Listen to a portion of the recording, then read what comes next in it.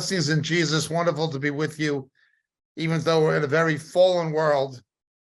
And I'm beginning to understand more and more the plea of the martyred saints in Revelation chapter 6. How much longer, O Lord?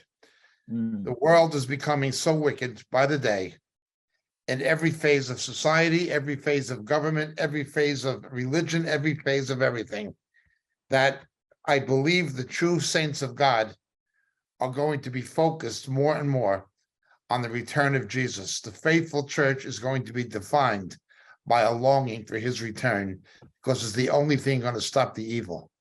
We already have that to some degree where the church is persecuted. They long for Jesus to come in countries where the church is persecuted more than they do in the West. But I think the faithful believers in the West are going to be more and more defined by a desire to see the Lord return because of the wickedness.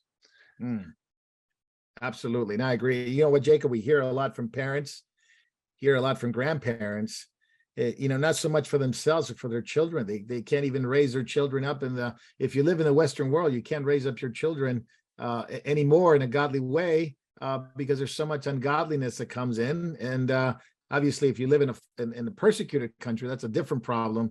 And the Western problem is a different problem that they face there. But what would be your advice in terms of raising kids in an ungodly world, raising grandkids? You have a grandson. I have children. There was a reason that Jesus told the women of Jerusalem to weep for their children. And there's a reason in the Olivet Discourse, although that in large part applies to 70 AD, where Jesus warned about those who were nursing at that time. Can you imagine a world, and it doesn't take a lot of imagination, where a teacher is going to indoctrinate children at the age of 5 and 6 about homosexuality and lesbianism, and a little girl or a little boy is going to say, my mommy told me I was born a girl and God made me a girl. And if you're born a girl, you have to be a girl. And if you're born a boy, you have to be a boy. And that teacher's going to report it to the principal. The principal's going to call social services. Social services are going to call the police, and they're going to try to get a court order to take the children away from the parents. That will happen if they get their way. And they are going to get their way, certainly, in states like California and New York first. It will come if they have their way. The only thing that can stop it is the hand of Jesus. That is how wicked it's become. Yeah, as a parent, as a grandparent, obviously the concern is there. And boy, we need to teach our children scripture. We need to teach our children to pray. The importance of having Christian schools and homeschooling cannot be overemphasized. Yeah, absolutely. And so if parents can get them into homeschool or to Christian schools, support your local Christian schools, support your local home groups, homeschool groups. They're so important. We've been a part of it for a long time. And boy, there's not a bigger emphasis today. They are going to dictate curriculums, saying that even homeschooling must have this, this, this, and this. The most you're going to be able to do, most likely, legally, is the following. What Christian schools have done where there's a dictated curriculum concerning evolution, where you have to teach the evolution as a theory, but then you have to teach creationism as an alternate theory. And you can show the scientific problems with, well, the same thing about sexual orientation and sexual identity, but it can only be done through private schools, church schools, home schools. The state schools are given over to Satan completely. We have to pray that they get destroyed. Remember, the school system is socioeconomically outdated anyway. It was made for a manufacturing economy where the teacher was the foreman to prepare the children to work on an assembly line. That's what it was there for, to make robots of a technocracy and a manufacturing age. That is over. Most upstart companies now are cottage industries. More and more work is done from home, therefore more education should be done from home.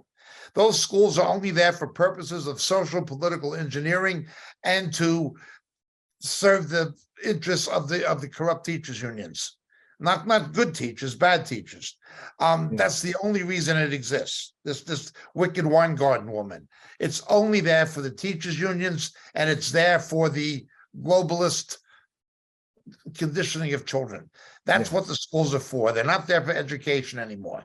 If you Yeah. want your kid to be educated, pull them out of a state school, of a public school. Yeah, no, and you remember that that interview from MSNBC, Jacob, where they said we have to get rid of this notion that kids belong to their parents. They belong to all the community. And even Yes. Hillary was saying that before. It takes a village to raise children. It's the same Marxist leftist idea that there's no individual responsibility for your children as a parent. It has to be the state, the nanny state come in. Well, that's being played out in the school systems, and you see how some of the teachers, at least in the States, a lot of teachers union are extremely leftist, extremely Marxist, extremely anti. Yes, and a political campaign fund for the corrupt Democratic Party. Yeah, it's crazy. Well, I wanted to welcome everyone. Jacob's already in high gear. I can already see this is going to be a really good catching up. Jacob's already warmed up, and we haven't even hit the 5-minute mark. But I want to welcome everyone and watching us on YouTube, watching us on Vimeo, watching us on RTN, watching us on Moriel.tv, morieltv.org.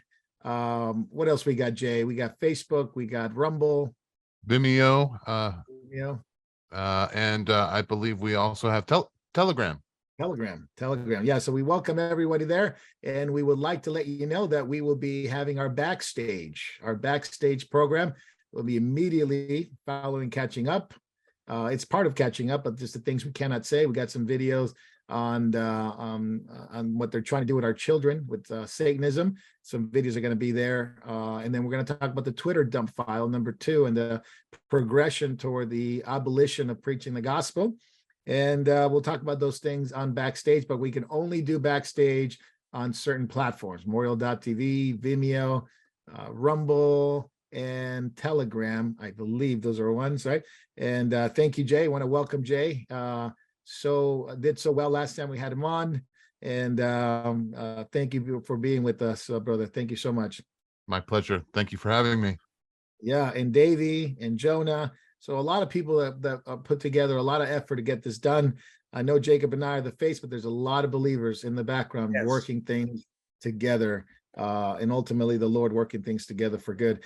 Jay, I had a question actually when Jacob brought it up. You're single, right? And you don't have any children. And I just wanted to know, from your perspective, your friends and people that you know that are single and are not married and don't have children, what's their perspective when you see the world as it is and unfolding against children and the attack on children?